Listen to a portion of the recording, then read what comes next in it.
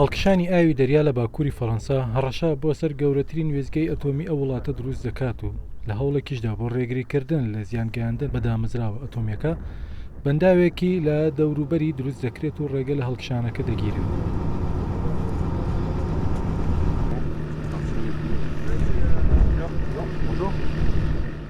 بەپێی وتەی شارەزایانی کەشەوای فەڕەنسی ئەو گۆڕانکاریانەی بەهۆی قەتیزبوونی گەرماوە دروست بووە وای کردووە مەترسیەکانی هەڵکشان و داکشانی دەریاکان ڕوو لە زیاد بوون بکات.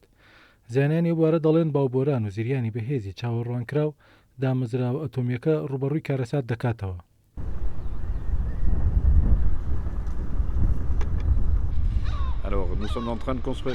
لە ڕێگەی دروستکردنی بەنداوەکەوە ڕێگە لە زریان دەگرین و دەتوانین شوێنی گرافیلاینس و وێزگەی گرافیلاینسی بەرهەمهێنانی وزە دەپارێزین.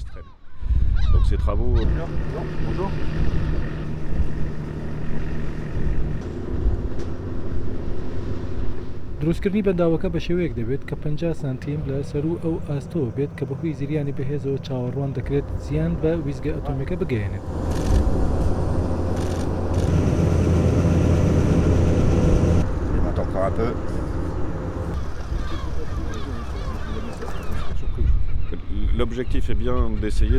کارکردن لە وێزگەکەدا بۆ ماوەی نزیکەی 2 ساڵ بەردەوام دەبێت.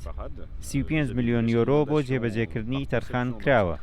ئەوە جارێکی تر بۆ پارێزگاریکردن لە دامەزراوەکانمان لە هەر مەترسیەک کە ڕوبەڕوویان ببێتەوە.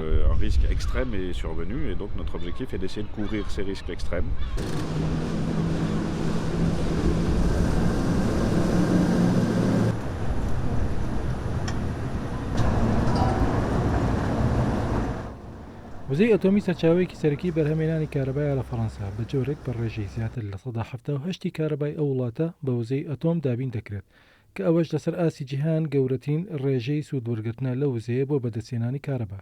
فەڕەنسا گەورەترین سەرکەوتنی بەدەستهێناوە لەو بوارەدا چونکە ئەو وزەی دەستی دەکەوێت بەبێ گازی دوانۆکسیدی کاربۆنە. لەگەڵەوەشدا دروستکردنی دامەزراوەی نوێ لەو وڵاتە لە ساڵی 2010ەوە بڕیاری دروستکردنیان ڕاگیراوە. لە ساڵی 2015دا کۆمەڵی نیشتیمانی فەڕەنسا بڕیاریدا تا ساڵی 2025 بەرهەمهێنانی کارەبا لە ڕێگەی وزەی ئەتۆمەوە بۆ لە 150 کەم بکرێتەوە، بەڵام هەرزوو پەشیمان بوونەوە و ئەو وادەیە بۆ 2035 دواخرا.